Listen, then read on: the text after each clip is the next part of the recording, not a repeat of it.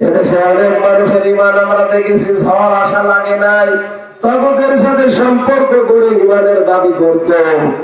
এই জন্য ঝড় শুধু আসতে দেরি, এসেছে ঝড় সে চট্টগ্রামে 14 গ্রামে হোক বাতি দিয়ে ভেঙেছে। এরকম ইমানদার দেশে ছিল না। কি ইমান দেখেন তো, বাংলাদেশের ইতিহাস পাল্টিয়ে ফেলেছে লোকটা। পৃথিবীর ইতিহাসে আমি কোন দিন শুনিনি যে জাতীয় মসজিদের খতিম পালিয়ে যায়, অথচ লোকটা পালিয়ে গেল। ইমান উনি এনেছিল, ইমানের দাবি করত, কিন্তু তাগুতের সাথে সম্পর্ক রেখে, আরে ভাই তাগুতের সাথে সম্পর্ক রেখে ইমানের দাবি করলো না, টেকে না। আল্লাহ বলেন কখনো তা ছিঁড়ে যাবে না যদি তাগুত ছেড়ে দিয়ে ইমানের দাবি করতে পারো। যে তাগুতের সাথে সম্পর্ক রেখে নৌকা মার্কা নিয়ে দাঁড়িয়েছিল, এখানে ঝড় আসতে দেরি, ওনার ইমান আমার মনে হয় আগে বিদায় নিতে দেরি হয়নি। যে লোক তার ইমানই নেই, সেই ইমামতি করতে পারে, এখানে পালিয়েছে। পরবর্তীতে জোর করে এসেছিল দেওয়ার জন্য, মুসলমানরা সুতা দিয়ে পিটিয়েছে। পরের দিন দেখলাম ফেসবুকে স্ট্যাটাস দিয়েছে, জুতা আমারই লেগেছে কিন্তু আমার গায়ে লাগেনি। শয়তান। এমনিতে সামনে জমান নামাজ, আর অনেকগুলো ইমাম এবং খতিব বসে আছেন, আপনারা নামাজ পড়বেন, যে এই জন্য আমরা খুব বেশি লম্বা সময় নেব না। আর আমার 6-7 দিন ধরে জ্বর, একটা রোগ যাচ্ছে আর একটা রোগ এসে জমা হচ্ছে।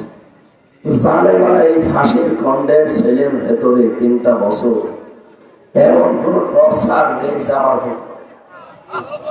সিসি ক্যামেরা দিয়ে 24 ঘন্টা তালা লাগিয়ে মনে হচ্ছে কি হয়ে গেছে, অথচ শরীরই চলে না। আর মাঝে ভয় পেত, 2জন করে কারারক্ষী আমার সামনে বসিয়ে রাখতো, বলে তো আমি যে অবস্থা আমার ঠেলা দিয়ে পড়ে যাবো, 2জন নাকি কারারক্ষী। এরপর সিসি ক্যামেরা দেওয়া, এরপরে যোগাযোগ বিচ্ছিন্ন।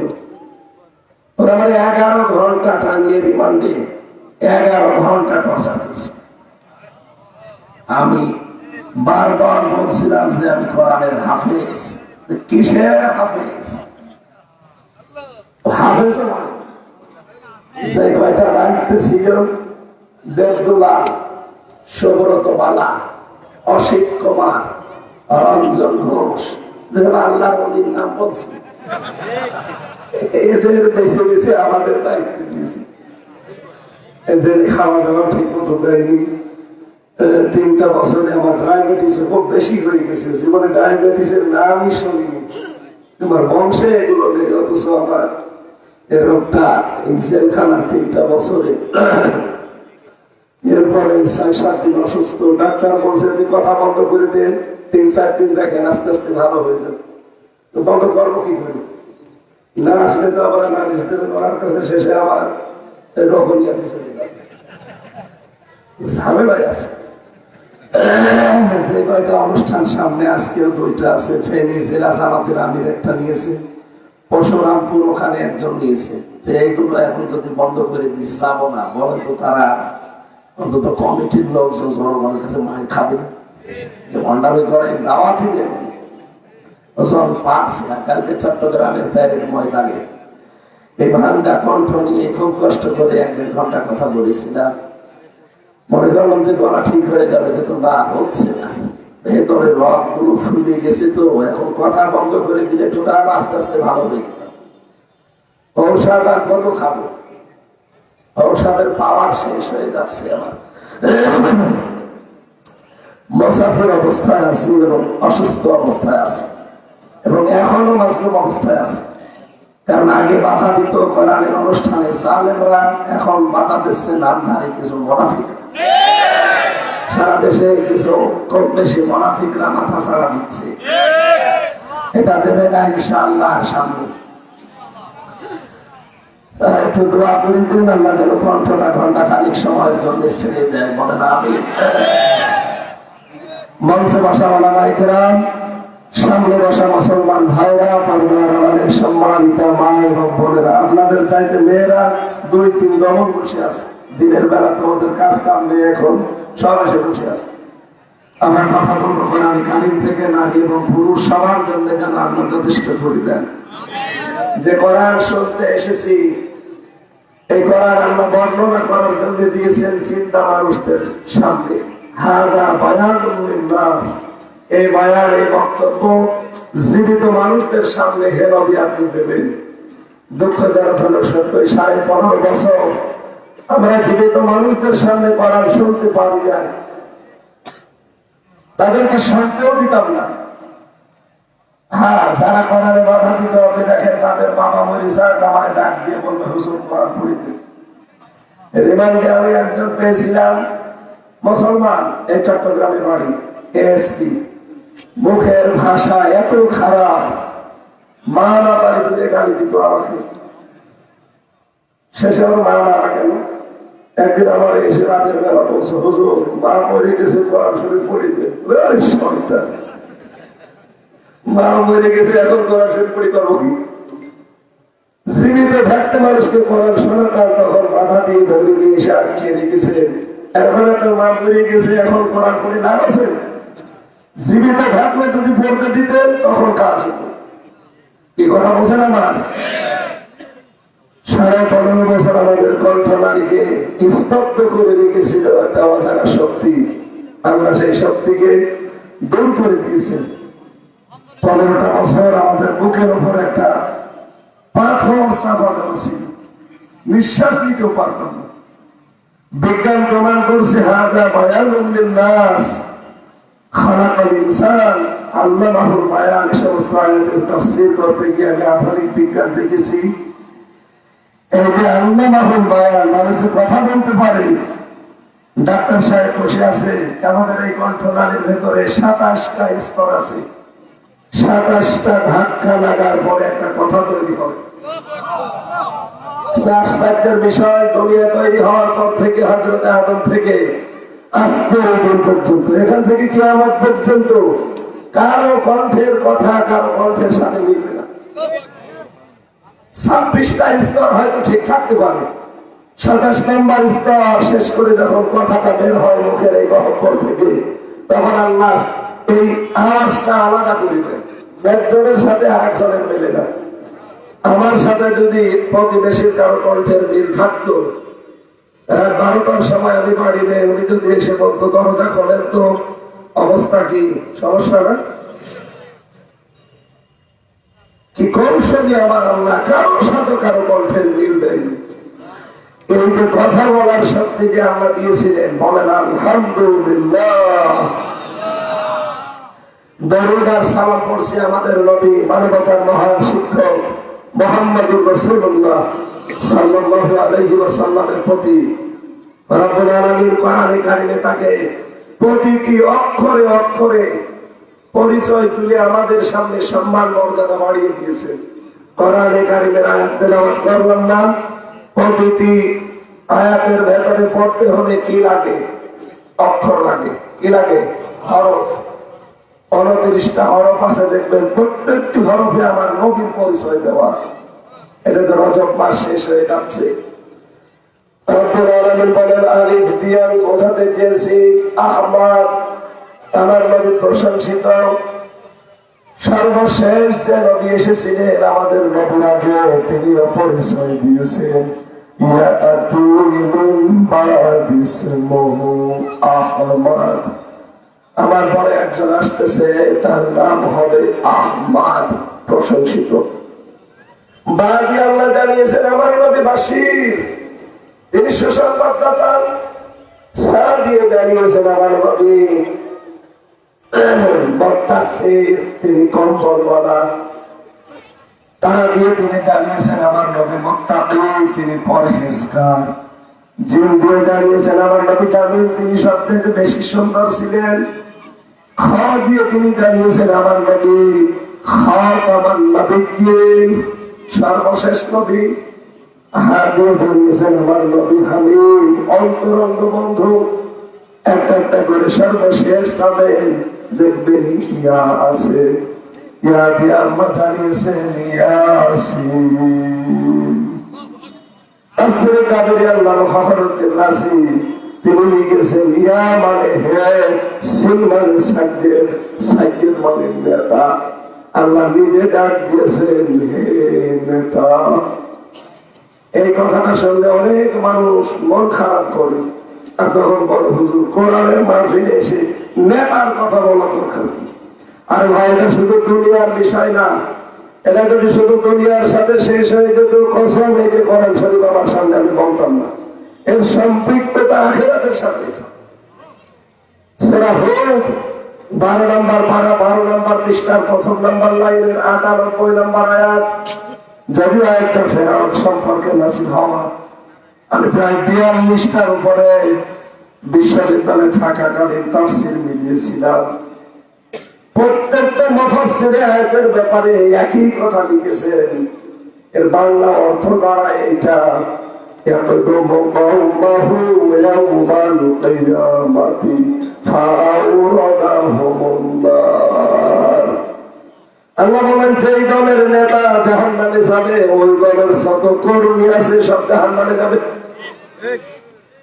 আপনি আয়াতটা বাদ দিতে পারবেন কোরআন থেকে? বলেন বলেন। এই কারণে তো কথাটা তুলে নিয়ে আসি, কারণ অনেকের নেতা ঠিক নেই। আপনি এমন নেতার পেছনে থাকেন, কিয়ামতের দিন আল্লাহ আপনাকে কিন্তু একা ডাকবেন না বিচারের জন্য, আপনাকে যখন বিচার করার জন্য ডাকবে ইয়াউমা নাদউ কুল্লা উনাসিন বিইমামিহিম। সূরা বনী ইসরাঈলের 71 নম্বর আয়াতের প্রথম অংশে আছে আল্লাহ বলেন কিয়ামতে প্রতিটি মানুষকে ডাক দেব বিচার করার জন্য তার নেতার সাথে। কার সাথে? আগে ডাকবে আপনার নেতাকে, এরপরে কর্মীকে।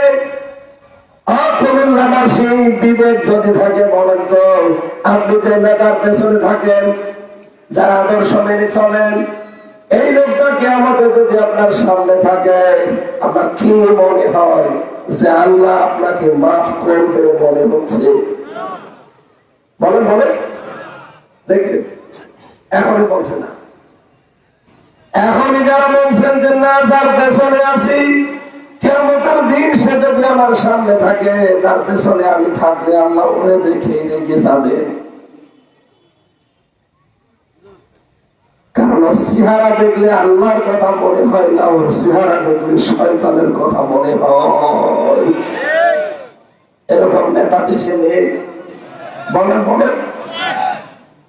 আপনাকে আমি বাঁচাতে চাই, আল্লাহর কসম আপনাকে বাঁচাতে চাই। আমি এখানে ভোট করার জন্য, মেম্বার চেয়ারম্যানে দাঁড়ানোর জন্য আসি নাই। আমি কোরআনের চোখ লাগিয়ে দেখতে পাচ্ছি এদেশে বহু মানুষ অলরেডি জাহান্নামে যাচ্ছে। আয়াতটা পড়লে আমার কেমন যেন ভয় লাগে। যে নেতা জাহান্নামে যাবে, ওই দলের সাথে কর্মী আছে, অনুসারী আছে, তার সাথে জাহান্নামে যাওয়া লাগবে। আপনি বলেন এই দেশের সাথে আয়াতের মিল আছে না নেই?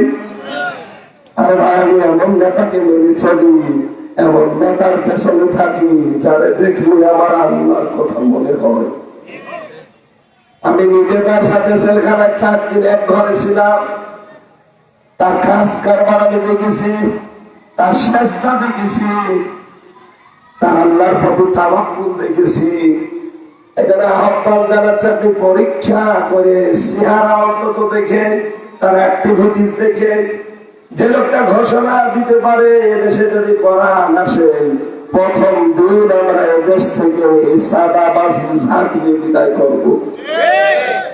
কেউ তো এই কথা বলতে পারে না। কত মানুষ তো আগস্টের 5 তারিখের পরে কত বক্তব্য দিচ্ছে, এই কথা তো বলতে দেখি না। কারণ বলবে কি করে, সে নিজেই তো সাদাবাজ। একটা গ্যারান্টি দিতে পারে যে 5 তারিখের পর থেকে পর্যন্ত কতবার সে বলতেছে যদি কোরআনে কারিমে দেশে কায়েম হয়, আল্লাহ যদি আপনাদের সেবক আমাদেরকে বানায়, আমরা গ্যারান্টি দিতে পারি এদেশ থেকে প্রথম দিন সাদাবাজি বন্ধ হবে। এটা কত বড় একটা অভিশাপ। এতদিন ছিল শুধু হাত বদল হয়ে এখন অন্য কায়দায় চলছে। এর বিরুদ্ধে দুর্বার প্রতিবাদ করে তোলার দরকার নেই, বরং যদি না ওগুলো যার কাছে করছে তার ব্যাপার। আর ভাই দুদিন পরে যায় আপনার কাছে যাবে, তখন কি করবেন? সুতরাং এই মুহূর্তে বন্ধ হওয়া দরকার। এটা বলেন না কেন? আল্লাহ যেন আমাদেরকে দুর্নীতির বিরুদ্ধে ঐক্যবদ্ধ হয়ে প্রতিবাদ করার তৌফিক দান করেন। বলেন আমিন। দুইটা কাতারকে আল্লাহ সবচেয়ে বেশি ভালোবাসেন দুনিয়ায়। কয়টা? ইন্নাল্লাহা ইউহিব্বুল্লাযীনা ইউকাতিলুনা ফী সাবিলিহি সাফফান কান্নাহুম বুনিয়ানুম মারসুস। এই পৃথিবীতে সীসা গড়া প্রাচীরের মতো ঐক্যবদ্ধ ভাবে দাঁড়ায় আল্লাহর দ্বীনকে কায়েমের জন্য আন্দোলন করে সঠিকভাবে দাঁড়িয়ে থাকতে পারে, এই কাতারকে আল্লাহ বেশি ভালোবাসেন। দুই নম্বরে নামাজে যখন মানুষ কাতারবদ্ধ হয়ে দাঁড়ায়, এই কাতারটা আল্লাহ সবচেয়ে বেশি ভালোবাসে। বলেন সুবহানাল্লাহ। আমরা এই দুই কাতারে থাকতে রাজি আছি না? এখানে নবীর পরিচয় যেহেতু আল্লাহ দিয়েছেন, হে নেতা, নবীর আদর্শ অনুসরণ করে যারা চলে, নেতৃত্বে আমরা তাদেরকে রাখতে চাই, আনতে চাই। আল্লাহ যেন তৌফিক দেন। বলেন আমিন। কোরআনে কারিমে 6666 অথবা 6236 একটা প্রসিদ্ধ একটা বিশুদ্ধ, দুইটাই ঠিক আছে। আমরা এক আয়াতের মাত্র 4 ভাগের 1 ভাগ পড়েছি। সূরা তাওবার 111 নম্বর আয়াতের প্রথম অংশটা পরিচিত একটা বিষয়, কিন্তু ক্লিয়ার করতে চাই কিছু তথ্য এখানে আছে। আপনারা আছেন না কিছুক্ষণ? আল্লাহ রাব্বুল আলামিন বলেন, ইন্নাল্লাহা, অবশ্যই আমি আল্লাহ, ইশতারা, ক্রয় করে নিয়েছি, মিনাল মুমিনিনা, মুমিনদের কাছ থেকে, আমওয়ালাহুম, আনফুসাহুম ওয়া আমওয়ালাহুম, তাদের মাল এবং তাদের জান, বিআন্না লাহুমুল জান্নাহ, বিনিময়ে তাদেরকে আমি জান্নাত দিয়ে দিয়েছি। আর কুমিল্লাবাসী আয়াতের প্রথম অংশে আমরা 4টা বিষয় পেলাম এখানে। কয়টা? আরো জোরে বলেন কয়টা? 1 নম্বরে এখানে ক্রেতা আছে একজন, 2 নম্বরে বিক্রেতা আছে, 3 নম্বরের একটা মূল্য আছে, সম্পদ। 4 নম্বরে এখানে একটা সম্পদ আছে। 4টা জিনিসের প্রথম যিনি, তিনি ক্রেতা। বলেন তো, ক্রেতা কি সাধারণ কেউ নাকি? আপনার কি মনে হয়, আপনি এই চট্টগ্রাম বাজারে গিয়ে মাছ কিনতে গিয়ে যদি পচা মাছ খরিদ করতে না চান, আল্লাহ রাব্বুল আলামিন নিজে ক্রেতা। উনি এখানে 2টা জিনিস কিনতে চাচ্ছেন, চাল আর মাল। উনি কি কোনো পচা, অবৈধ, দুর্গন্ধযুক্ত কোন খারাপ জিনিস তিনি কিনবেন? বলেন বলেন। ক্রেতা সরাসরি হামজা না। আমি হয়তো যে কোনো কায়দায় মাছ নিয়ে চলে আসতাম, কিন্তু ক্রেতা যিনি, তিনি এত বিচক্ষণ, তিনি আলিমুন বিযাতিস সুদূর, তিনি সামিউন বাসীর, একেবারে সূক্ষ্মদর্শী। মাছের উপরের অংশ ভালো, ভেতরে যদি পচা থাকে সে অংশও জানেন কে? আমি হয়তো টের না পেয়ে নিয়ে আসতে পারি, কিন্তু আল্লাহ তো ওই রকম ক্রেতা না। রাব্বুল আলামিন বলেন, আমি কিনতে চাই মিনাল মুমিনিনা, যার তার কাছে আমি কিনতে চাই না, শুধুমাত্র কিনতে চাই মুমিনদের কাছে। ধরে বলেন তো, কাদের কাছে? বলেন বলেন। এখান থেকে শিক্ষা হচ্ছে, আপনি যদি আল্লাহর কাছে কিছু বিক্রি করতে চান, আপনার জীবনটা, এমনকি আপনার জান মাল হিসাবে যা আপনি দুনিয়ায় পেয়েছেন, জান্নাতের বিনিময়ে যদি আল্লাহর কাছে বিক্রি করতে চান, মাস্ট দিয়ে পবিত্র হওয়া লাগবে। কথা বলেন না কেন? আল্লাহ কিন্তু এখানে মিনাল মুনাফিকিনা দেননি যে মুনাফিকদের কাছে আমি কিনতে চাই, মিনাল মুশরিকিনা দেননি যে মুশরিকদের কাছে কিনতে চাই। আমরা এখানে দিয়েছেন শুধুমাত্র মুমিনদের কাছে আমি কিনতে চাই। এখন আমি আপনি মুমিন আছি কিনা এইটা আগে দেখা লাগবে। অনেকের প্রশ্ন, আমি তো মুমিন আছি, ছোটবেলায় আমি মুমিন, কিভাবে? ওই যে মুসলমানি দেওয়া আছে, মুসলমানি দিলেই যদি মুমিন হয়ে যায়, মুসলমান হয়ে যায়, তাহলে ছাগল কি? ছাগল মুসলমান না? মুমিন হওয়ার জন্য প্রথম শর্ত আল্লাহ দিয়েছেন, কেউ যদি মুমিন হতে চায় প্রথমে তাকে তাগুত ছেড়ে দেওয়া লাগবে, এরপর ঈমানের দাবি করা লাগবে। তাগুত ছেড়ে দিয়ে যদি কেউ ঈমানের দাবি করতে পারে, সে একটা মজবুত রশি ধারণ করবে, জীবনে কখনো দুটা ছিড়বে না। এটার বাস্তব প্রমাণ আমি বাংলাদেশে পেয়েছি। কথা বলছে, এদেশে বহু আলেম, বহু পীর, বহু বুজুর্গ আমি দেখেছি, বহু হাজী সাহেব, বহু মুসলমান নামধারী ইমানের দাবি আমরা করতাম, কিন্তু তাগুত ছেড়ে না দিয়ে এই জন্য বাতাস পাল্টিয়েছে, আমাদের ইমান উড়ে গেছে। কথা বলে দেখেন, আপনি তাগুত ছেড়ে না দিয়ে ইমান আনলে ইমান টিকবে না, ঝড় আসলেই নিভে যাবে। কিন্তু যারা তাগুত ছেড়ে দিয়ে ইমান এনেছে, আপনি দেখেন এই দেশে ডক্টর শফিকুল ইসলাম মাসুদ, আমি নিজে দেখেছি লোকটাকে 57 দিন রিমান্ডে। শিবিরের সাবেক সভাপতি দেলাওয়ার হোসেন, ওনার রিমান্ডে ছিল, আমার দায়িত্ব ওই শয়তানি ছিল, এই সঞ্চয়। এই লোকটা আমাকে বলছিল দেলাওয়ারকে আমরা ফুটবলের মতো লাঠিয়েছি, তার গরম করে মাদ্রাসায় ঢুকিয়েছি, পুরো সঙ্গ নষ্ট হয়ে গেছে। পরবর্তীতে যদিও চিকিৎসার মাধ্যমে আল্লাহ আবার ফেরত দিয়েছে, 57 দিন তাকে রিমান্ডে নিয়েছিল এই যুবক মানুষটাকে। বলেন তো, এই যে দুইজনের নাম বললাম, তারা কিন্তু তাগুত ছেড়ে দিয়ে ইমানের দাবি করত। কথা বলে না কেন? এগুলো এত বড় ঝড় ছাড়তে যাওয়ার পরও তাদের ইমান কমে নাই। এদেশে অনেক মানুষের ইমান আমরা দেখেছি ঝড় আসা লাগে নাই, তাগুতের সাথে সম্পর্ক করে ইমানের দাবি করত। এই জন্য ঝড় শুধু আসতে দেরি, এসেছে ঝড় সে চট্টগ্রামে 14 গ্রামে বাতি নিভে গেছে। এরকম ইমানদার দেশে ছিল না। কি ইমান দেখেন তো, বাংলাদেশের ইতিহাস পাল্টিয়ে ফেলেছে লোকটা। পৃথিবীর ইতিহাসে আমি কোনদিন শুনিনি যে জাতীয় মসজিদের খতিব পালিয়ে যায়, অথচ লোকটা পালিয়ে গেল।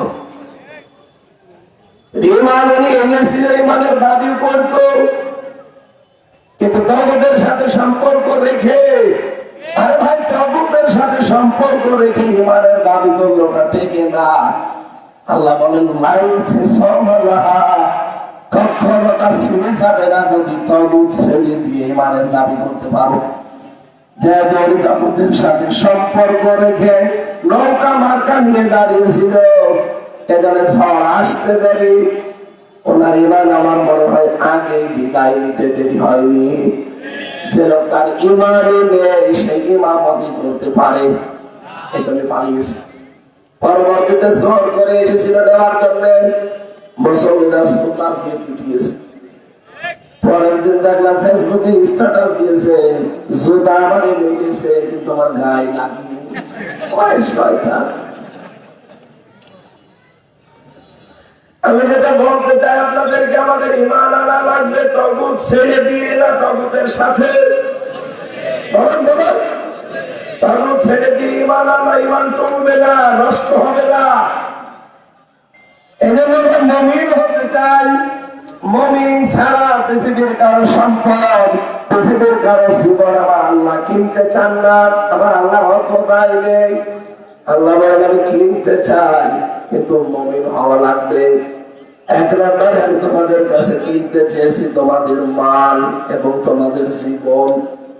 মাল মানে আমাদের যে সাবেক অর্থমন্ত্রী ছিল অবৈধ, অবৈধ না? এখন বলছে না এই 15.5 বছরে যারা মন্ত্রী ছিল, এমপি ছিল, সবগুলো অবৈধ। আমরা তাদেরকে ভোট দেয়নি। সুতরাং তারা আজকের পোস্টারে লেখা দেখলাম, এখানে লেখা আছে সাবেক এমপি। অনেকে 3বারের নাকি কথা বলে না, উনি হচ্ছে এই 3বারের আগে। সুতরাং এই 3বার এই 15.5 বছরে যারা বিনা ভোটের এমপি হয়ে দিনের ভোট রাতে করে এখন দেবেন সাবেক এমপি সাবেক মন্ত্রী, এটা যাইছে? আপনি এতটুকু দিতে পারেন সাবেক শো, আপনি যা করেছেন আপনি তাই দেবেন। আরেকটু বেশি বাড়িয়ে দেবেন সাবেক ডাকাত, আপনার বিয়ে বুঝবেন শেষে আরো বেড়ে গেল শো ডাকাত।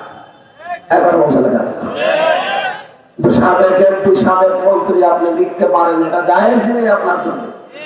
এখানে সাবেক মন্ত্রী আমি তাকে বলি না। সাবেক যে চর ছিল আবুল মাল, এখানে আল্লাহ যে মাল দিয়েছে, মাল মানে তো আবুল মাল নাকি নাকি কুমিল্লার কামাল না কোন মাল? হ্যাঁ লোটাস কামাল, লোটাস কামাল না। এখন মাল এবার তাকান তাফসিরে আমি আমওয়াল বহু বছর, এটা মালের বহু বছর আমি পড়েছি তাফসিরের ভেতরে। মাল 4 প্রকার হয়। এই 4 প্রকার মাল আমরা কিনতে চান। 1 নম্বরে মাল মানে সম্পদ। আর দুনিয়ায় যত সম্পদ আছে, আর দুনিয়া কুল্লুহা মাতাউন ওয়া খায়রু মাতাউদ দুনিয়া ইমরাতুস সালিহা। পৃথিবীর সবকিছুর মাল সম্পদ, এর ভেতরে উত্তম সম্পদ হচ্ছে আল্লাহওয়ালা মেয়ে মানুষ। যেহেতু আপনাদের থেকে 3 গুণ বেশি তারা বসে আছে, এই জন্য পয়েন্টটা বলছি। সম্মানিত মা বোন যারা এসেছেন, আপনাকে যদি সম্পদ হতে হয়, আল্লাহ পাক যদি আপনাকে পছন্দ করে, আপনাকে কিনতে চায় জান্নাতের বিনিময়ে, মাস্ট বি আপনার ভেতরে দুনিয়ায় 4টা গুণ থাকতেই হবে। কুমিল্লার মেয়েরা শুধু নামাজ পড়া, রোজা রাখা, কালো বোরকা পরা ইবাদত না। নবী বলেন ইদা নাসারা ইলাইহা সাররাতুহু, যখন তোমার স্বামী তোমার দিকে তাকাবে বাড়ি থেকে এসে, তখন তাকে আনন্দ দেবে। এটা নেককার ও উত্তম সম্পদের প্রথম গুণ। আমাদের মেয়েদের ভেতরে আজ এইটা অনেক মেয়ের ভেতরে নেই। এই জন্য অনেক পুরুষ মানুষ পরকীয়া প্রেম করে।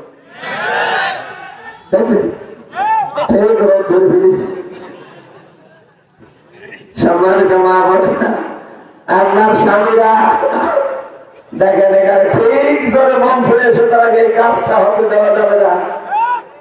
নবীজি বলেন বাইরে থেকে স্বামী যখন আসবে, দুনিয়ার সব কাজ বন্ধ। স্বামীর সামনে যাওয়া লাগবে, তার সেবা করা লাগবে, তাকে খুশি করা লাগবে। এইটাই আপনার এখন ইবাদত। এইটা আপনার কাছ থেকে অনেক স্বামী পাই না, এই জন্য আমরা বাইরে লাইন করি। কথা বলেন ঠিক কিনা? লাইন চালিয়ে যান। পরকীয়া প্রেমে যারা আছেন এখনই ব্রেক করেন, এখন নয়তো 3টা ক্ষতি হবে যা জীবনে উঠবে না। 1 নম্বরে চেহারার উজ্জ্বলতা আস্তে আস্তে নষ্ট হয়ে যাবে। এখানে কারা এই কাজে আছেন আমি কিন্তু চেহারা দেখেই বলে দিতে পারি। বলবো না, হয়তো বলতে পারবো না, কিন্তু চেহারা দেখে বলতে পারবো যে আপনি লাইনে আছেন। বলবো, আপনি বলবো সেখানে নিজের থেকে হাত করেন। তারা পরকীয়া প্রেমে আছেন, হাত করেন। আলহামদুলিল্লাহ, এই ছেলে ভালো আছে। 2 নম্বরে আপনার আয়ু খুলে যাবে, হায়াত। হায়াতের ভেতরে যে বরকত আল্লাহ তুলে নেবে। 3 নম্বরে আপনি মরণের সময় ইমানটা পাবেন না, বেঈমান হয়ে মারা যাবেন। বলেন নাউজুবিল্লাহ। স্ত্রীর পক্ষ থেকে রেসপন্স গুলো না পাওয়ার পরেও আমরা যারা আছি এখনো পর্যন্ত কোনো লাইনে নেই, তারা খুশি হয়ে বলেন আলহামদুলিল্লাহ। ঠিক আছে। 2 নম্বর 3 নম্বর পয়েন্টটা বলার জন্য আমি হাদিসটা পড়েছি, ভালো করে খেয়াল করেন। 2 নম্বর আইদা গাদা আনহা হাফিজাতুহু, নবীজি বলেন যখন তার স্বামী বাইরে চলে যায়, তখন ওই মহিলা নিজেকে সংযত রাখে। স্বামীর সম্পদ গুলো, স্বামীর সন্তান, এবং স্বামীর ইজ্জত আবরু সম্ভ্রম আল্লাহ তার কাছে আমানত রেখেছেন, এগুলো সে সংরক্ষণ করে বাঁচিয়ে রাখে। আজকে আপনি পেপার খোলেন, স্বামী বাইরে এত কষ্ট করে পরিশ্রম করে কাজ করছে, টাকা পাঠাচ্ছে, স্ত্রী এই টাকাগুলো দিয়ে বাইরে এমন এমন জায়গায় লাইন করে তার প্রেমিককে এই টাকা পয়সা দিয়ে স্বামীর খেয়ানত করছে। আপনি নামাজ পড়েন, রোজা রাখেন, হজ করে আসেন, তাহাজ্জুদ পড়েন, কিছুতে আপনি নেককার হতে পারবেন না। স্বামীর সম্পদ এবং স্বামীর যে ইজ্জত আবরু সম্ভ্রম রেখে গেছে আপনার কাছে, এটা যদি সঠিক ভাবে রাখতে না পারে। এই জন্য আমরা যারা বিয়ের আগে অনেকে প্রেম করেন, এটা থামেন ভাই। বিয়ের আগে প্রেম করলে সংসার থেকে না, 100টার প্রায় 98টাই থেকে না। বিয়ের পরে যারা প্রেম করে তাদের প্রেম পবিত্র এবং টিকে থাকে। এর প্রমাণ গত পরশু দিন এই যে মিডিয়া মোতাহার ভাই বিয়ের মাত্র 14 দিন পরে ছেলে গিয়েছিল, ওনার আমার সাথে ছেড়েছিল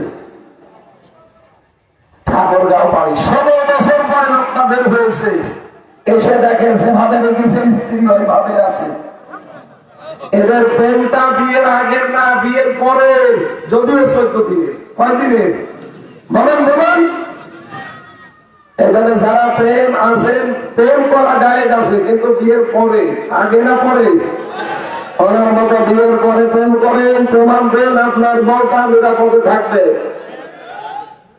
এখানে স্বামী বাইরে গেলে স্বামীর ইজ্জত আবরু সন্তান সম্পদ এগুলো হেফাজতের দায়িত্ব নেককার মহিলা। 3 নাম্বারটা এইটা বলার জন্য হাদিসটা পড়েছি। মেয়েরা যারা এসেছেন বিভিন্ন জায়গায় কান খাড়া করেন, রব্বুল আলামিনের নবী বলেন তুইনু আলা দীনি সাওদাতিহা, নেককার মহিলা আল্লাহ বলেন এই মানুষ তো ওইটা তার স্বামী যখন দিনের কাজ করে, একামতে দিনের কাজ অথবা মানবতার খেদমত করে, স্বামীকে পেছন দরজা দিয়ে তখন উদ্বুদ্ধ করে, সময় দেয়, সাপোর্ট দেয়, উৎসাহ দেয়, এরকম মহিলা দেশে কম না বেশি? কম নেই। আর চট্টগ্রাম বিভাগের মেয়েরা, কুমিল্লার চট্টগ্রামের মেয়েরা, আল্লাহর কসম করে বলছি, স্বামী যদি দিনের কাছে থাকে, ইসলামের কাছে থাকে, মানবতার কাছে থাকে, আপনি তাকে সাপোর্ট দেবেন, সময় দেবেন, পেছন দরজা দিয়ে তাকে উৎসাহ দেবেন। খাদিজাতুল কুবরার পুরা জীবনী পড়েছি, তিনি জীবনে 1 ওয়াক্ত নামাজ পড়েননি, একটা রোজা রাখেননি, জীবনে একবার হজ করেননি, একটা টাকা যাকাত দেননি, একটা দিন জীবনে পর্দা করেননি, কারণ এগুলো সব বিধান নাযিল হয়েছে তার ইন্তেকালের পরে। কিন্তু খাদিজাতুল কুবরার জন্য আল্লাহ নিজে জান্নাতে ঘর বানিয়ে সুসংবাদ পাঠিয়েছেন। একটাই মাত্র কারণ, তার স্বামীর জন্য তিনি সব উজাড় করে দিয়েছিলেন। যতক্ষণ স্বামী দিনের কাছে বাইরে থাকতো, রাতের বেলা খাদিজা ঘুমাতো না, দরজার সাথে হেলান দিয়ে ঘুম লাগলে পিঠ লাগিয়ে ঘুমিয়ে পড়তো, তাও বিছানায় যেত না। মেয়েরা যারা এসেছেন আপনার সাথে, যদি দিন কায়েমের কাজ করে, একামতে দিনের কর্মী, যদি দিনের দাওয়াত দিয়ে বেড়ায়, যদি মানবতার কোন কাজ করে, আপনি যদি খাদিজাতুল কুবরার মতো একটু সাপোর্ট দিতে পারেন, কিয়ামতের দিন আপনি খাদিজাতুল কুবরার সাথে জান্নাত পাবেন। হাজারো মেয়েদের ভেতরে এটা পাওয়া যায় না। 4 নাম্বারটা বলি না, শেষ করে দেবো? শেষ করছি। মেয়েরা এসেছে বেশি জন্য বলছি, সম্মানিত মা বোনেরা, 4 নাম্বারটা স্বামী যেটা পছন্দ করে, ওটা যদি জায়েজ হয়, জীবন থাকতে আপনাকে মেনে নেওয়া লাগবে। কথা বলুন। হ্যাঁ, স্বামীর নাজায়েজ কোনো হুকুম মানা যাবে না। 3 জন ভোটে দাঁড়িয়েছে, আপনি দেখতে পাচ্ছেন যার দ্বারা ইসলামের কাজ হবে, মানবতার কাজ হবে, কিন্তু এমন লোক দাঁড়িয়েছে যে রাত 9টার পরে ঠিক মতো মাটিতে পা ফেলতে পারে না। এরকম মানুষ ভোটে দাঁড়ায় না? কথা বলে দেখেন। রিকশা ছাড়া রাত্রে বাড়ি যেতে পারে না, তার গাছকে ধাক্কা দিয়ে বলে ভাই সাইড দিয়ে আর কতক্ষণ দাঁড়াবো। এরকম মানুষ দেশে আছে না? আপনার স্বামী যদি বলে না এটা আমার বাবা, এটা আমার পীর, এটা আমার নেতা, এর ভোট দেওয়া লাগবে, স্বামীর ওই কথা মানা যায় না। কথা বলছেন? এখানে স্বামী যেটা জায়েজ ওটা যদি আপনার জীবন বসে যায় তাও মানা লাগবে। আমি নিজে স্বামী, এখানে আমার দুই পাশে দুই স্বামী বসে আছে, যত স্বামী আমরা আছি এখানে শুধু 5,000 2,000 মানুষ না, এখন আমার সামনে 18 কোটি মানুষ এটা রেকর্ড হচ্ছে। সারা দেশের সব স্বামীর পক্ষ থেকে আমি হামজা বলছি, আমার মন থেকে বলছি, দায়িত্ব নিয়ে আপনারা সাপোর্ট দেবেন। প্রত্যেকটা স্বামী আমরা চাই বিয়ের পরে আমার মা বাবা আমার সাথে থাকবে। আমি খেয়ে থাকি না খেয়ে থাকি আমার সাথে আমার মা বাবা থাকবে। এই কথা বলতে গেল এই স্বামী আপনারা চান না, কিন্তু অধিকাংশ মেয়েরা এটা চায় না। বেশি বলে ফেললাম? কার কার বউ চাই না, খালি আলাদা হতে বলে হাত তোলেন তো। আপনি মায়ের খাবেন, ঠিক আছে, দরকার নেই। এলাকায় বড় ভয় করা মানুষ আছে, কারণ বুড়ো কালে বিয়ে করলে কি হবে। আমি তো জীবনে ভাবতাম যে লোকটা মনে হয় বিয়ে করবে না, কিন্তু এই বয়সে এসে বিয়ে করেছে, এতগুলো বাচ্চা হবে, আমার মনে হয় আর থাকবে। যাক আলহামদুলিল্লাহ, কবিল্লা জ্বর আছে, তারপরেও তার বাড়ি গেছে ভাই। এত বছর বয়সে বিয়ে করা মানুষ বাংলাদেশে মনে হয় একটাই, কবিল্লার নাম করা সন্তান। আর বিয়ে করবে করবে ওই বয়সে ছেলে মেয়ে হবে কে জানতো। আলহামদুলিল্লাহ আল্লাহ দিয়েছে, বলছে আল্লাহ দিয়েছে, ঠিক আছে। আমার দিকে তাকান, আমি স্বামী যাদের দায়িত্ব নিলাম, এই কথা বলেন তো আমাদের মনের কথা কিনা, যে বিয়ের পরে যতদিন আমার মা বেঁচে আছে বাবা আছে আমার সাথে থাকবে, এটা চাই না আমরা। অধিকাংশ বউ বলে না, আলাদা করে দাও, বৃদ্ধাশ্রমে রেখে আসো। কয়েকদিন আগে আমি নীলফামারী গিয়েছিলাম, কিশোরগঞ্জ থানা, যে দেখে বৃদ্ধাশ্রমে এই করে 25 জন, এই করে 25 জন মা আর বাবা বসে আছে। চোখের দিকে তাকিয়ে দেখি ছল ছল করছে, প্রত্যেকেই ছেলে করে বদুয়া করছে। দুইজনকে জিজ্ঞাসা করলাম, একজন বলছে আমার ছেলে দিছি, আর একজন বলছে আমার ছেলে আমেরিকায় থাকে।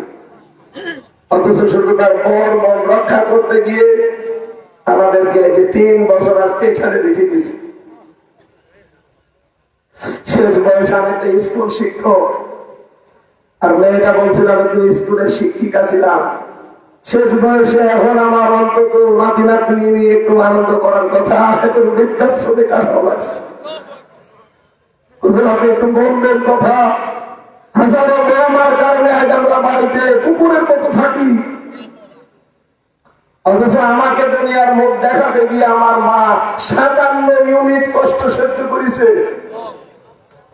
এখানে যত পুরুষ মানুষ আছে, যত শক্তিশালী দেখতে মনে হয়, সর্বোচ্চ 45 ইউনিটের বেশি কষ্ট দিলেও মরে যাবে, সে যাই হোক। কিন্তু একটা মা আমাকে দুনিয়ার মুখ দেখাতে গিয়ে 57 ইউনিট কষ্ট সহ্য করেছে। সেই মাকে এই বর কথা মতো শ্বশুর শাশুড়ির মন রক্ষা করতে গিয়ে আলাদা করে দেয়, অন্য ভাইয়ের উপরে চাপিয়ে দেয়, অথবা বৃদ্ধাশ্রমে রেখে আসে, বোনের বাড়িতে পাঠিয়ে দেয়। এখন বলছে না কেন? না, আপনি জীবনও নেককার হতে পারবেন না। আপনাকে নেককার হওয়ার জন্য 4টা গুণ মাস্ট বি অর্জন করা লাগবে। মেয়েরা যারা এসেছেন আশা করছি নামাজ রোজা আর কালো বোরকার পাশাপাশি এই 4টা গুণ অর্জন করবেন, দুনিয়ার শ্রেষ্ঠ সম্পদ হতে পারবে। এখানে এক একটা কথায় মানের 4টা অর্থ আছে, এই 4 আর 4টের ভেতরে আবার 4টা করে 4 16টা আছে। এতগুলো সব বলতে গেলে আপনারা অনেক ক্ষতি বাঁচেন, নামাজে যাবে অনেকে, আর 20 মিনিট আছে, আর ঠিক হবে না। আগামীতে আবার আসে, রাতের বেলা নিয়ে আসে।